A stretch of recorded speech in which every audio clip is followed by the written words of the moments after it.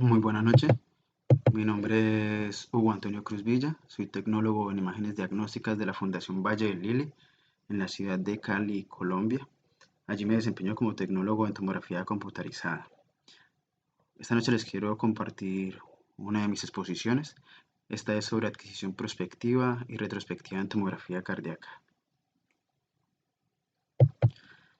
Desde sus comienzos, la tomografía ha intentado representar de manera correcta el corazón y sus grandes vasos. Infortunadamente siempre ha tenido condiciones que dificultan su adquisición, así que su introducción a la clínica se dio de forma paulatina. Para el año 1984 se creó la tomografía computarizada por emisión de electrones. Esta permitió iniciar la exploración del corazón en tomografía. Para los que no recuerdan, la tomografía por emisión de electrones es la que es conocida como la de quinta generación. En esta, el equipo elimina el movimiento mecánico del tubo de rayos X y lo reemplaza por un barrido de 210 grados, realizado por la desviación del haz de electrones al pasar un campo magnético. Este campo magnético hace ese barrido a gran velocidad, lo cual permite que la resolución temporal de este equipo sea excelente y se adquieran imágenes muy rápidamente. Infortunadamente, su resolución espacial no era muy buena, sus cortes eran muy gruesos, los tiempos de adquisición duraban entre 40 y 50 latidos por cada estudio. La señal ruido del índice señal ruido era muy bajo, así que la calidad de la imagen era muy mala y la disponibilidad de este equipo era muy baja. Para el año 2004 tengo el dato de que mientras había miles de tomógrafos convencionales a nivel mundial, solo habían unos cientos de tomógrafos computarizados por emisión de electrones, así que había muy pocos equipos. Para el año de 1998 se agregaron filas de detectores en los tomógrafos convencionales, que aumentaron la colimación y la cobertura, y por consiguiente disminuyeron los tiempos de exploración. En ese momento nació la tomografía computarizada multidetector. Inició con tomógrafos de 4 cortes, que conforme pasaron los años se le fueron añadiendo más filas de cortes. Fue en el momento en el que se lograron 16 filas de detectores que la angiografía coronaria fue clínicamente viable. Al momento contamos con equipos que tienen hasta 320 filas de detectores y que son capaces de reconstruir hasta 640 cortes. Bueno, además de las condiciones inicialmente comentadas, hay una guía que salió en el año 2012 y que se actualizó en el año 2017. La sacó un instituto inglés, que es el Instituto Nacional por la Excelencia en la Salud y el Cuidado. Esta guía menciona algunas condiciones que hacen que la adquisición de tomografía computarizada sea un poco difícil. Entre ellos está la obesidad. Esto se debe a que necesitaríamos equipos con muy buena salida de rayos X. Los altos niveles de calcio coronario, en el que se hace el score de calcio. Estos altos niveles se referían a unidades Agatston mayores a 400. Estas unidades Agatston son unidades que se sacan por medio de las unidades Hounsfield de la placa ateromatosa y por el área que están cubriendo en esa arteria coronaria. Otra condición son las arritmias. Las arritmias aumentan el movimiento del corazón. Así que también los altos frecuencias cardíacas serían una condición que haría complicada la adquisición de esta tomografía. Según esta guía, una frecuencia sobre 65 latidos por minuto ya es considerada alta para la tomografía computarizada. La presencia de stents También serían otra de las condiciones, necesitaríamos una muy buena resolución espacial. Y los puentes coronarios, los injertos, también harían que la tomografía computarizada fuera un poco más difícil de adquirir, ya que aumentaría el rango de adquisición de estos estudios.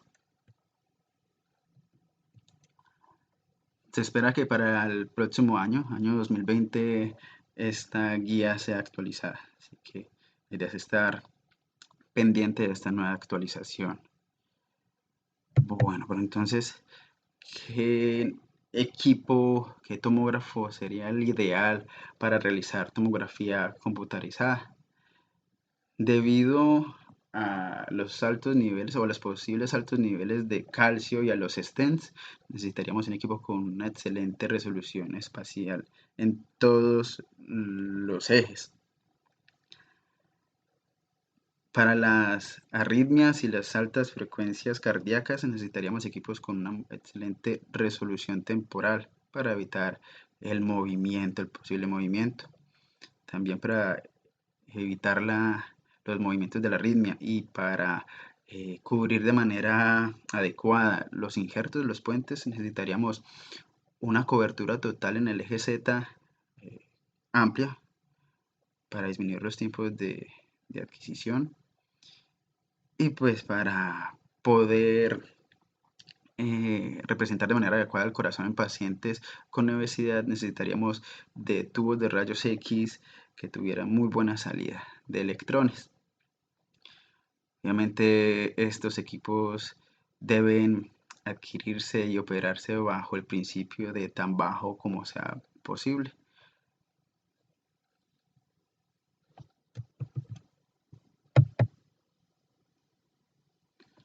Quiero hacer un repaso en uno de los términos que mencioné, es el de resolución temporal. Este se refiere al tiempo en que un tomógrafo realiza la adquisición de una sola imagen axial.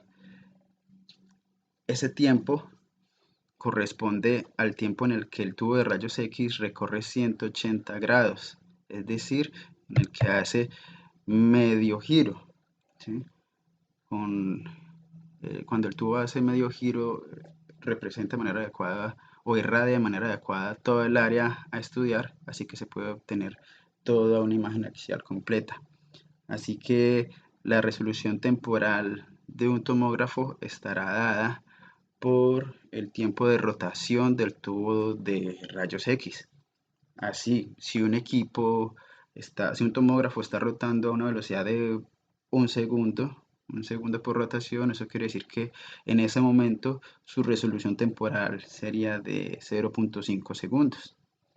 Si la rotación del tubo de rayos X es de 0.5 segundos, la resolución temporal, es decir, el tiempo que le tomaría a ese tomógrafo realizar una adquisición de una imagen axial, sería de 0.25 segundos. Otro concepto que es importante tener en cuenta es el de la colimación, que es diferente a la colimación en radiografía o en radiología convencional. La colimación en tomografía computarizada se refiere a la cobertura de las filas de detectores en el eje Z. El eje Z es el eje del paciente.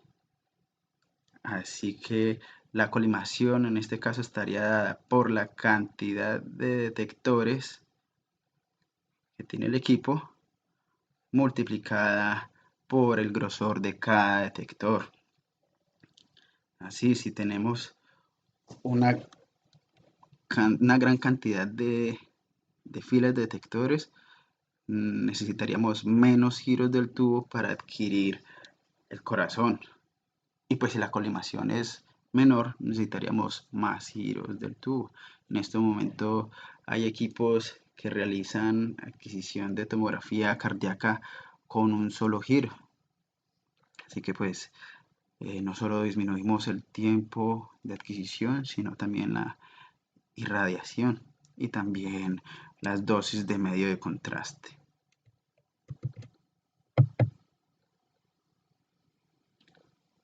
Aquí les muestro unas imágenes que representan las configuraciones de algunas filas de detectores, de algunos tomógrafos.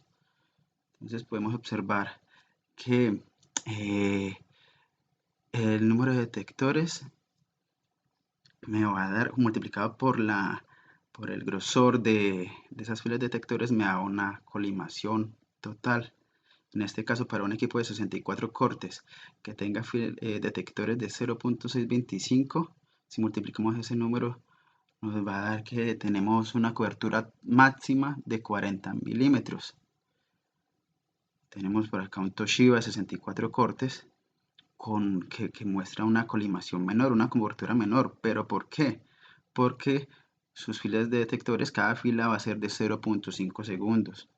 Eso quiere decir que el equipo GE y el Philips de 64 cortes adquiriría teóricamente el estudio más rápido, pero hay que tener en cuenta que la calidad de la imagen sería menor a la del Toshiba, ya que las filas detectores son más gruesas.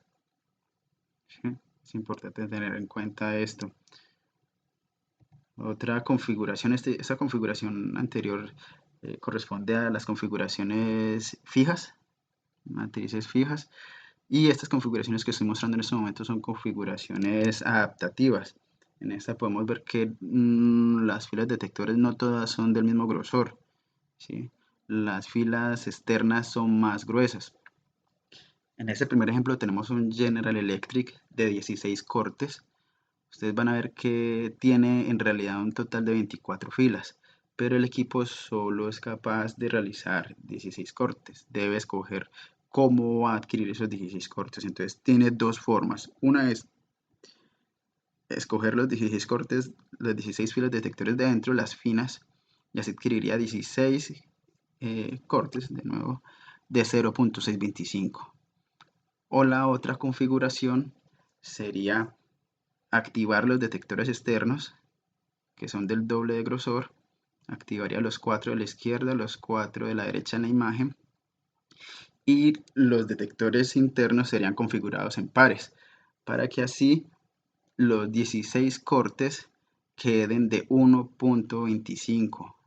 Un tomógrafo computarizado no puede adquirir estudios con diferentes grosores de cortes. Así que si escogemos las filas internas, vamos a tener una adquisición o una cobertura menor. Eso daría una adquisición o un tiempo de exploración mayor. Se demoraría más en adquirir el estudio, pero eh, adquiriríamos un estudio mucho más fino, con más detalle. O podríamos hacer que el grosor de corte sea más grueso, la calidad de la imagen sería menor, pero adquiriríamos un estudio mucho más rápido. Esto ya se acordaría junto con el médico radiólogo, que al final es el quien observa las imágenes y quien las lee. Entonces ahí se debe poner en la balanza calidad de imagen y tiempo de adquisición del estudio.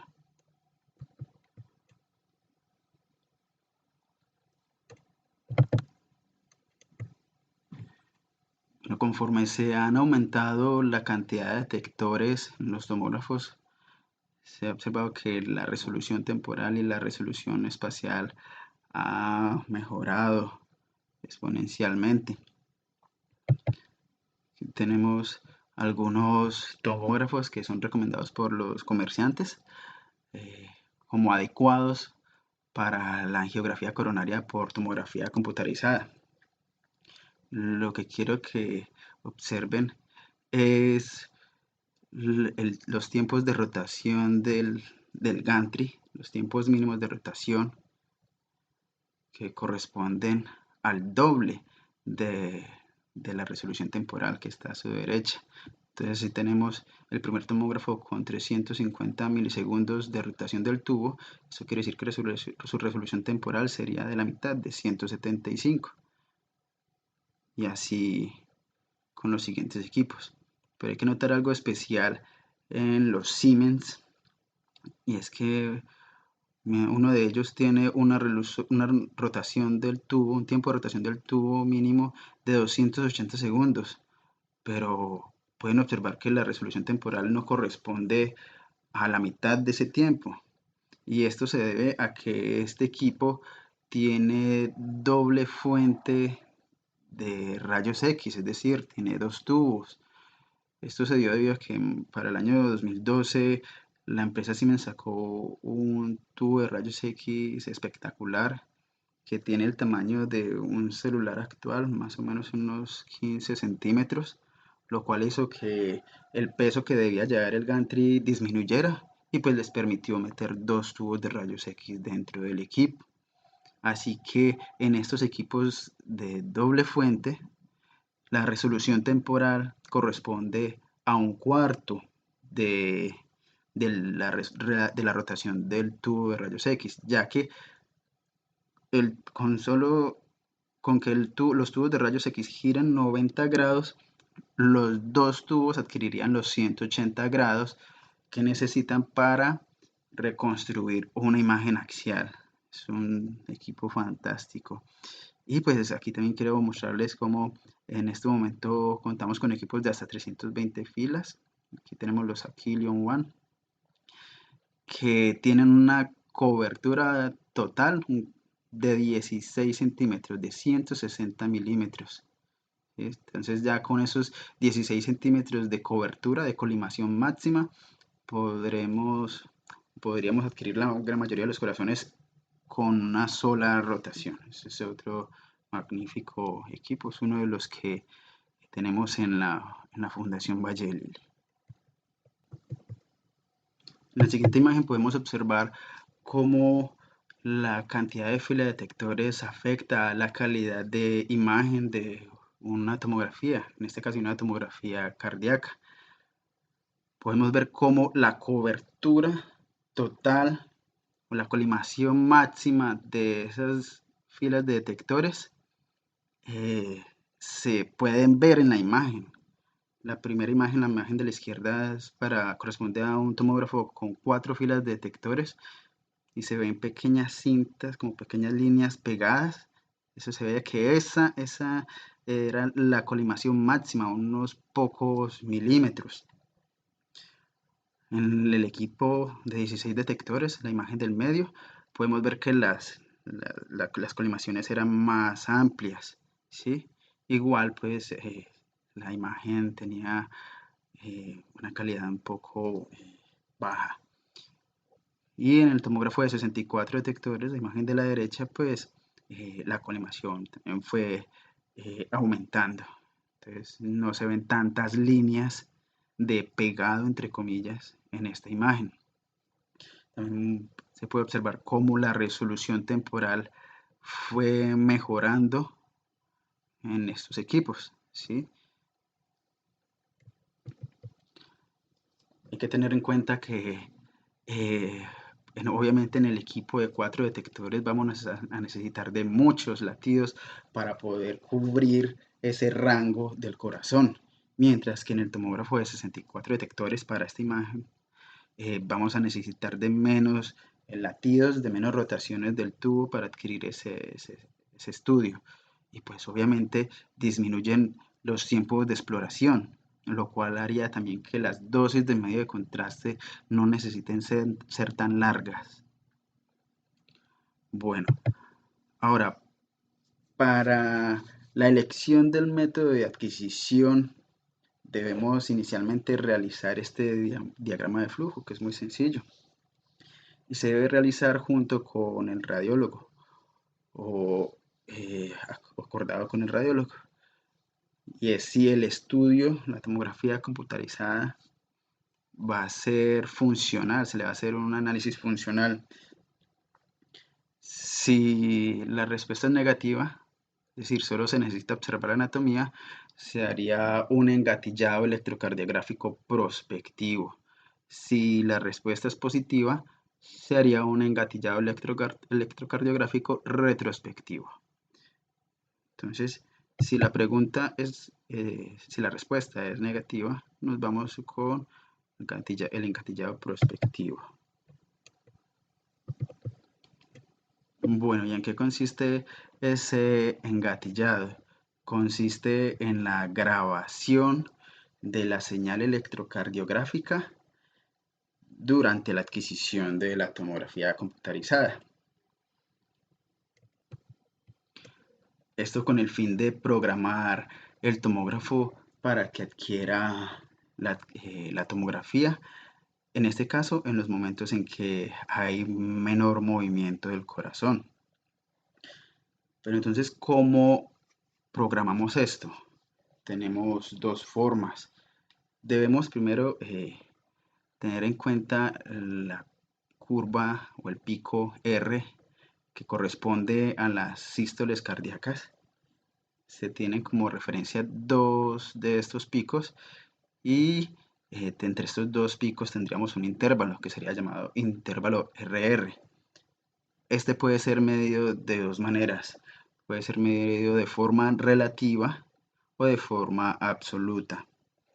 En la forma relativa tendríamos que el primer latido correspondería al 0% y el segundo latido, la segunda sístola, al 100%. Así que la idea sería que la adquisición se hiciera cerca a la mitad de ese intervalo, es decir, donde se observa la meseta de la señal electrocardiográfica, que se supone es el momento en el que el corazón está o tiene menor movimiento.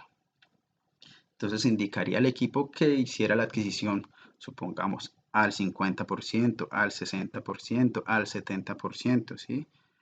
Entonces, esta es la forma en que podemos programar al equipo, el equipo de forma relativa.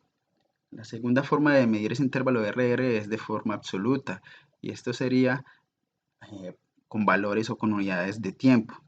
Entonces, el primer latido, la primera sístole sería, correspondería a los 0 milisegundos, y el segundo latido correspondería a un tiempo que dependería de la frecuencia cardíaca de ese paciente en ese momento.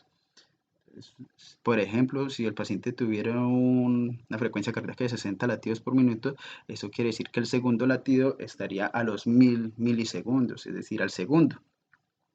Entonces se programaría el equipo para que disparara para ese ejemplo a los 500 milisegundos, a los 600 milisegundos, etcétera, etcétera. Normalmente se maneja más la medición relativa, ya que es un poco más sencilla de programar. ¿Y cuándo sería ese momento indicado de programar la adquisición? Según este gráfico, tenemos que el tiempo, o más bien la medición o la medida relativa, es decir, en porcentajes, adecuada para el estudio sería más o menos al 75% de ese intervalo. Como pueden ver en este gráfico, representa el movimiento de las diferentes estructuras del corazón. Podemos ver cómo desde el 20% hasta más o menos el 55% tenemos un movimiento bastante considerable. Entonces ese momento sería el inadecuado para adquirir ese corazón. Entonces, una vez seleccionado ese momento de adquisición, el equipo lo que realiza es un pronóstico de los latidos, es decir, al tener una frecuencia cardíaca regular, uniforme, el equipo lo que tiene son unos tiempos de sístole, y entonces sería que el equipo disparara justo antes de que se presentara esa sístole. Por eso este método o la palabra prospectivo quiere decir, viene del latín tardío prospectivus, que deriva del latín prospicer, que significa mirar adelante, prever. Entonces el equipo prevé cuándo va a ser la siguiente sístole y dispara antes. Es un método que sería muy similar al método corte a corte o secuencial. Como podemos ver en la gráfica, el equipo se mueve a una porción del corazón, hace el disparo en el momento de programación, como les decía, 70-75%, Luego en el siguiente latido se mueve, deja de disparar, se mueve a la siguiente porción a adquirir, hace el siguiente disparo en otro latido antes de la sístole, en el momento pues que se programó, luego vuelve y se mueve a la siguiente porción y así. ¿Cuántos latidos requiere el tomógrafo para adquirir ese corazón? Eso depende de la colimación de las filas detectores, de la cobertura máxima. Entre mayor cobertura va a necesitar menos latidos, ya que adquiriría todo ese rango del corazón en menos latidos. Y pues si tiene colimación baja, requerirá de muchos más latidos y pues como les decía hace un rato, de una inyección de contraste también más larga. Para este equipo tenemos que la colimación nos permitió adquirir la tomografía en dos latidos. En el primer latido adquirió la primera mitad del corazón. En el segundo latido no disparó, se trasladó a la siguiente porción, a la siguiente mitad. Y en el tercer latido realizó la última adquisición. A la final estas dos adquisiciones son reconstruidas y pegadas para representar el corazón completo. Entonces, como les decía hace un rato, entre menos detectores van a necesitar de muchos más latidos. Como pueden ver, aquí hay una gran cantidad en la imagen de la izquierda de pegados, por decirlo así. Y en la imagen de la imagen de tomografía computarizada del equipo de 64 detectores hay menos pegados, o sea, necesito menos latidos para adquirir ese corazón completo. La resolución temporal también va a jugar un papel importante en el momento de adquirir y reconstruir esos estudios, ya que como les decía, para reconstruir una sola imagen axial necesitamos que el tubo gire 180 grados, pero es posible que la resolución temporal desde nuestro tomógrafo no alcance a realizar esos 180 grados en uno de los latidos. Así que necesitaría de varios latidos, como la imagen de abajo, para reconstruir esa imagen axial. Entonces, de diferentes latidos forma los 180 grados para formar esa imagen axial. Es importante tener en cuenta esto en equipos que, como les decía, como les digo, no tienen una buena resolución temporal. Esto también se aplica no solo para cuando nuestro equipo no tiene una buena resolución temporal, sino también para cuando las frecuencias cardíacas son un poco altas, así que esa resolución temporal no va a ser suficiente para hacer ese giro de 180 grados en ese latido. Entonces dividiríamos esa imagen para reconstruirla de adquisiciones de varios latidos. Como podemos ver, la primera imagen me muestra una rotación adecuada en uno de los latidos. En la segunda imagen muestra cómo mejoramos la resolución temporal del mismo tomógrafo dividiendo esa reconstrucción de esa imagen. Teníamos inicialmente una resolución temporal de 150 milisegundos en un solo latido y en la segunda imagen podemos ver cómo esos 150 milisegundos se dividieron en dos. Mejoramos la resolución temporal y adquirimos esa imagen axial en dos latidos. Reconstruimos esa imagen axial en dos latidos. La tercera imagen representa el equipo de doble fuente, dos tubos de rayos X. Cada uno giró 90 grados, sumando 180 grados. Así que hizo la adquisición de esa imagen axial en un solo latido y a la mitad de la resolución temporal inicial, o más bien a la mitad de la resolución temporal del equipo de una sola fuente. Es muy importante tener claro este concepto de resolución temporal porque este me va a indicar cuál es el tiempo que tengo para reconstruir una imagen dependiendo de la frecuencia cardíaca. Es decir, aquí tenemos un gráfico que nos muestra las diferentes frecuencias cardíacas y qué tanto tiempo de exposición necesitaríamos para adquirir una imagen. Para frecuencias cardíacas muy altas necesitaríamos de resoluciones temporales muy buenas. Así que Lo normal para la tomografía actual es que los pacientes que tienen frecuencias altas sean tratados farmacológicamente para reducir esa frecuencia y así aumentar esta ventana de adquisición. Como les decía, la frecuencia de 65 latidos por minuto es la indicada. Ya frecuencias sobre esta son consideradas altas para tomografía computarizada. Así que lo ideal es tener esa frecuencia entre 60 y 65 latidos para tener una ventana de adquisición de 200 milisegundos. Esto haría que gran parte de nuestros tomógrafos actuales cumpliera con la resolución temporal necesaria para adquirir ese estudio de manera adecuada. En la siguiente imagen simplemente represento eh, la cobertura del tomógrafo de 64 cortes de Toshiba frente a la cobertura del equipo también Toshiba de 320 filas de detectores. Tenemos que con el de 64 cortes necesitaríamos de más o menos 4 o 5 latidos para adquirir ese estudio, mientras que con el equipo de 320 cortes, 320 filas de detectores, podríamos adquirir ese corazón en un solo latido, en una sola rotación, con menos medio de contraste.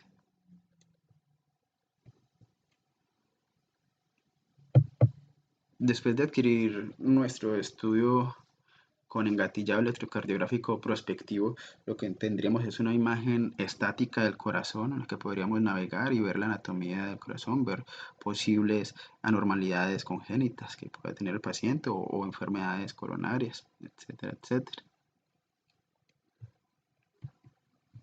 Como les decía, este momento adecuado de adquisición normalmente corresponde al 75% del intervalo RR. En la siguiente diapositiva tengo una imagen o un video más bien en el que se muestra la adquisición, cómo se presenta la adquisición prospectiva en un tomógrafo Toshiba de 320 cortes. Hay que detallarlo o hay que tener una vista rápida porque la verdad es que adquiere el estudio muy rápidamente. Ahí ya adquirió todo el corazón, ¿sí? Giró varias veces, pero son en un momento irradió, en un giro irradió. Si el equipo está listo girando, el tubo está girando listo para que se dé ese momento que se programó y en ese momento dispara. Lo que obtenemos es una imagen estática, en este es un rendering de esa adquisición y pues se puede observar la anatomía de ese corazón.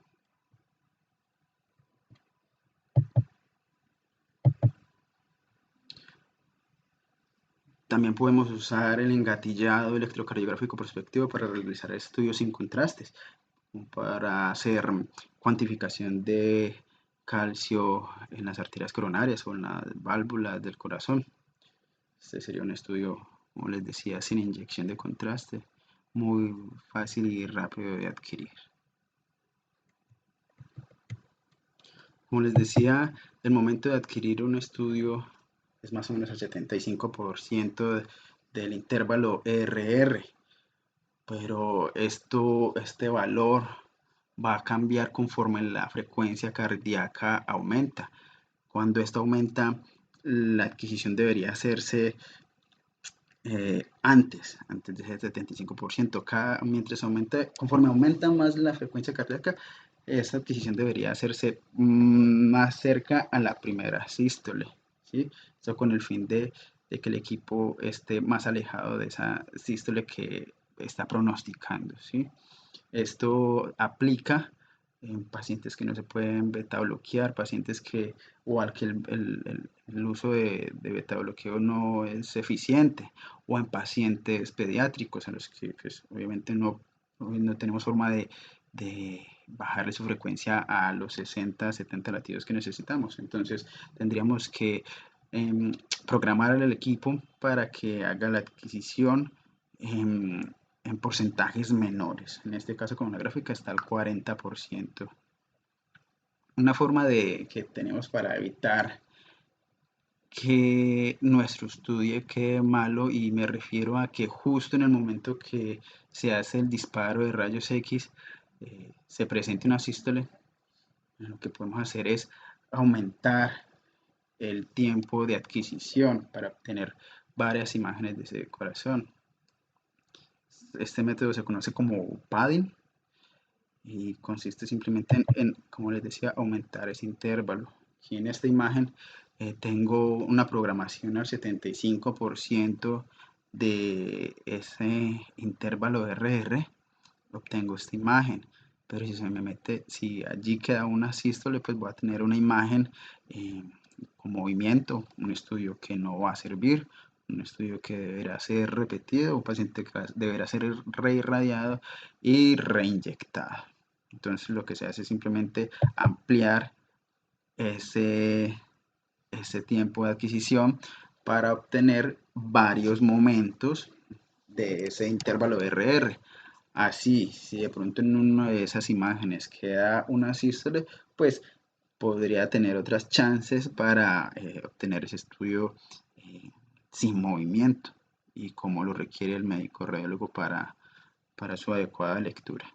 Esto obviamente aumentaría un poco la radiación al paciente, pero evitaría que necesitáramos reinyectar al paciente o reprogramarlo, ¿sí?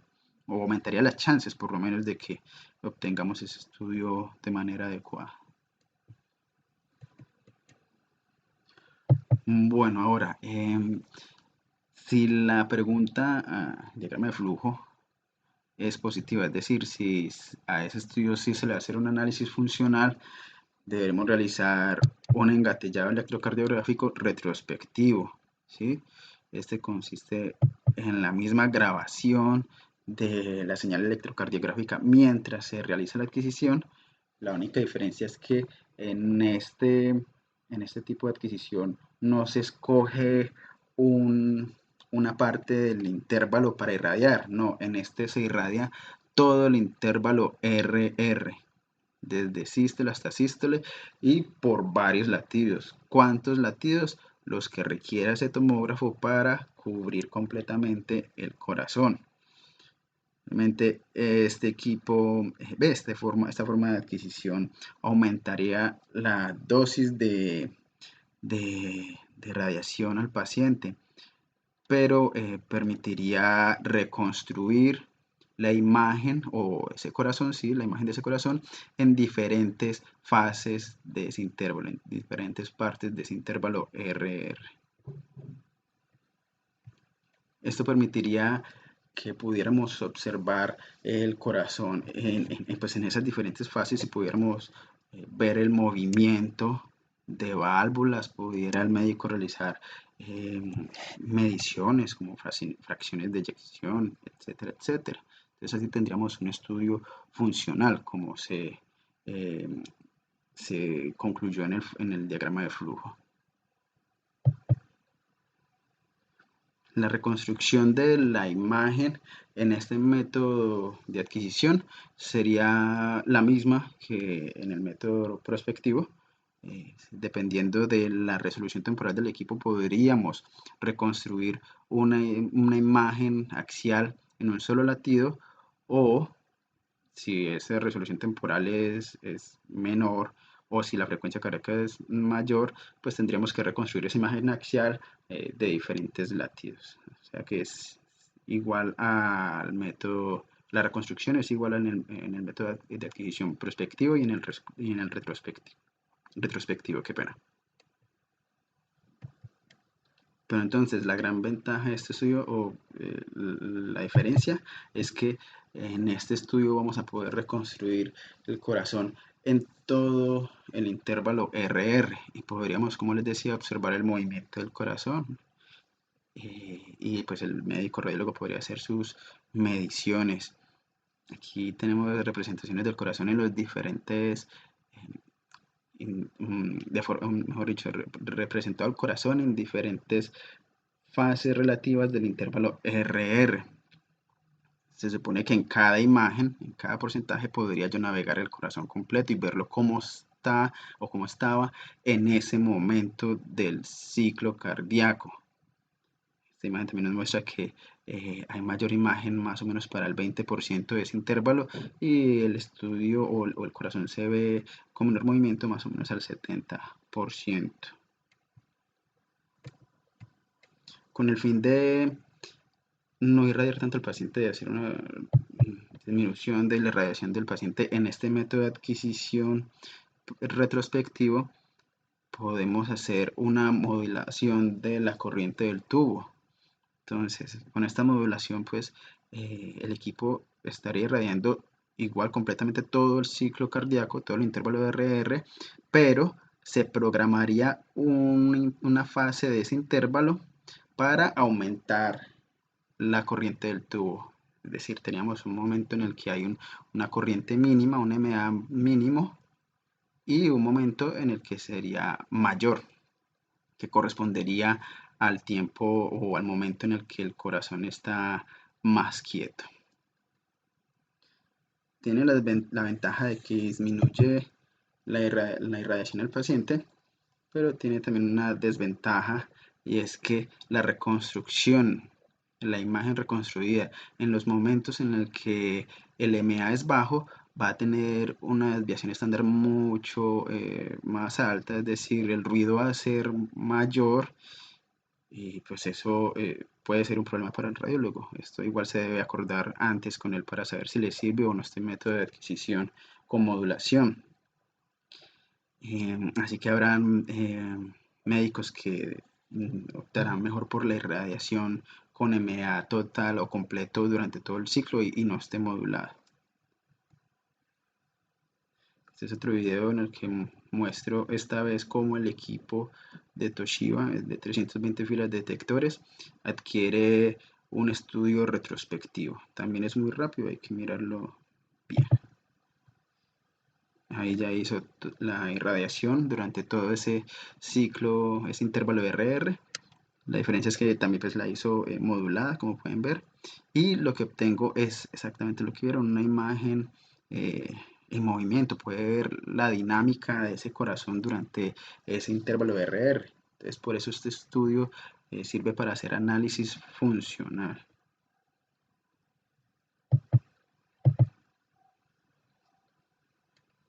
Ahora, hay algo que aprendí durante pues, el día a día de realizar tomografía cardíaca, y es que al momento de realizar el flujograma tengo que tener en cuenta también si el paciente tiene arritmias. Si de casualidad el estudio se requiere no requiere análisis funcional, pues elegiría el engatillado electrocardiográfico prospectivo. Pero definitivamente si el paciente presenta arritmias, me iría por el engatillado electrocardiográfico retrospectivo. ¿Y esto por qué? Porque tendría más, más posibilidades de adquirir el estudio de manera adecuada. ¿Y esto por qué?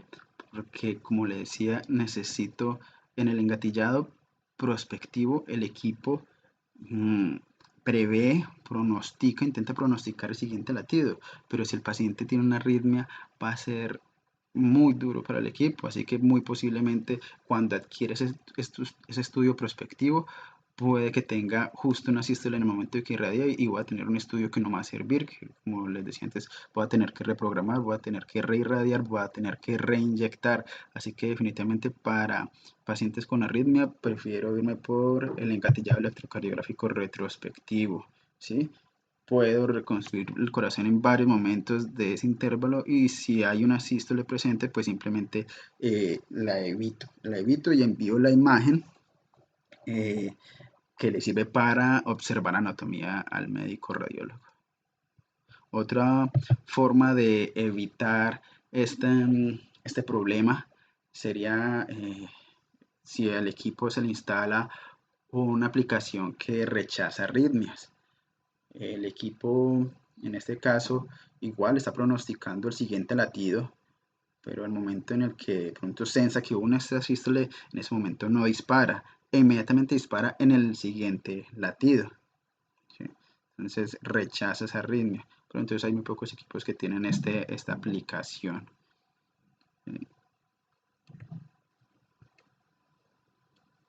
En algunos casos este rechazo se da de otra manera. ¿Cómo sería? Que espera o pronostica el siguiente latido y dispara, y justo dispara en la sístole, pero él sensa que disparó en esa sístole, así que hace un segundo disparo. Esta es otra forma en que funciona esta aplicación de rechazo de arritmias.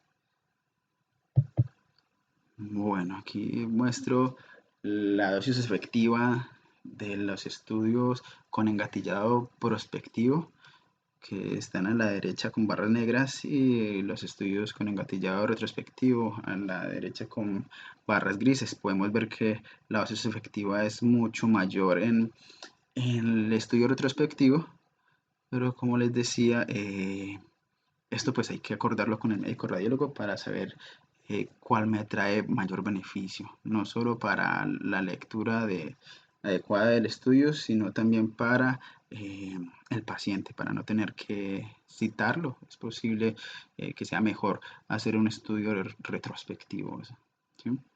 Ya para terminar, quiero mostrarles un cuadro en el que se enumeran diferentes problemas que se dan en la adquisición de tomografía computarizada de corazón. Los voy a mencionar rápidamente. Arterias coronarias en movimiento. Estas arterias coronarias pueden moverse hasta 4 centímetros, o sea, este movimiento es mucho mayor al tamaño a su diámetro. Así que para este problema la indicación sería que el paciente sea beta bloqueado. El beta bloqueo es la aplicación de fármacos que disminuyen la frecuencia cardíaca y que también disminuyen no solo el número de veces que late el corazón, sino también el movimiento, disminuyen esa distancia que se mueve en ese desplazamiento, ¿sí? Obviamente este beta bloqueo será indicado por el médico radiólogo y no por la persona que adquiere el estudio.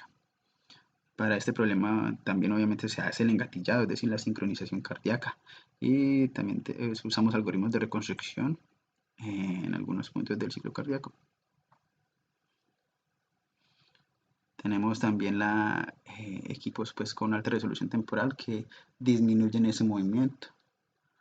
Ahora, las arterias pequeñas, para ese problema requeriríamos de una buena resolución espacial y de pitch un poco más pequeños. Este pitch pequeño lo que hace es que la hélice sea un poco más pegada y pues tengamos un poco más de irradiación, así que tendríamos un poco más de información de lo que estamos irradiando.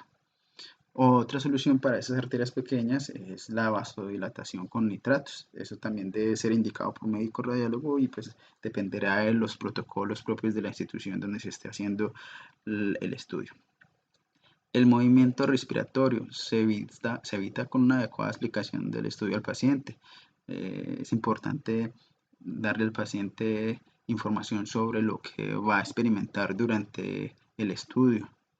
Sabor metálico, sensación de calor, va a escuchar que el equipo hace ruido, que la mesa se mueve, y esto va a evitar la ansiedad del paciente y pues va a hacer que nuestro paciente colabore más durante el estudio.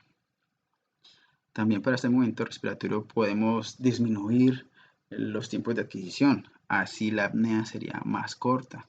Entonces por eso es que siempre debemos usar la colimación en la mayor cantidad de detectores, o sea, usar la máxima colimación, y en lo posible disminuir el tiempo de rotación del gantry. Normalmente siempre usamos también la rotación del tubo más rápida, porque esto va a aumentar o va a mejorar la resolución temporal del equipo y obviamente la exploración, el tiempo de exploración.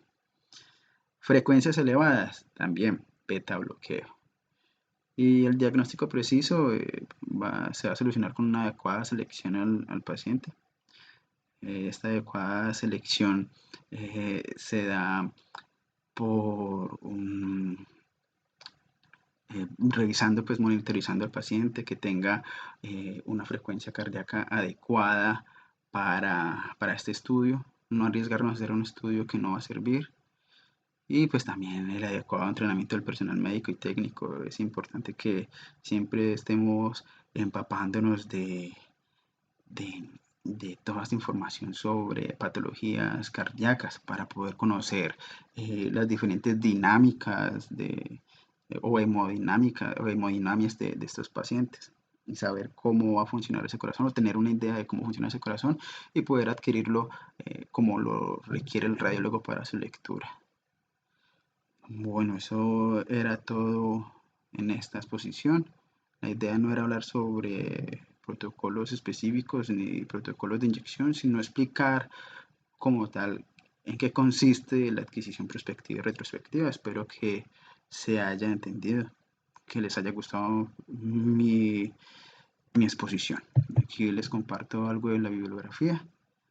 Ya saben que, como les dije, la guía del Instituto Nacional por la Excelencia de la Salud y el Cuidado, que es la guía para adquisición de corazón, se va a actualizar en el año 2020, así que hay que estar atentos a ello. Muchas gracias, feliz noche.